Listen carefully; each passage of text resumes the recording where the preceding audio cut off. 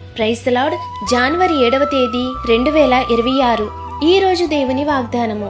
క్రీస్తు నామము నిమిత్తము మీరు నిందపాలైన ఎడల మహిమా స్వరూపి అయిన ఆత్మ అనగా దేవుని ఆత్మ మీ మీద నిలుపుచున్నాడు గనుక మీరు ధన్యులు. 1 పేతురు వ్రాసిన పత్రిక 4వ అధ్యాయము 14వ వచనం. క్రీస్తు సువార్త పనిలో మీరున్నప్పుడు జనులు మిమ్మును నిందించి అపహసించినప్పుడు మీ మీద అబద్ధముగా చెడ్డ మాటలెల్లా పలుకున్నప్పుడు మీరు ధన్యులు. ఎందుకనగా ఆయన కృప మీతో ఉంటుంది. అంతేకాకుండా మీ బలహీన సమయంలో ఆయన శక్తి మీ ఎడల పరిపూర్ణమవుతుంది.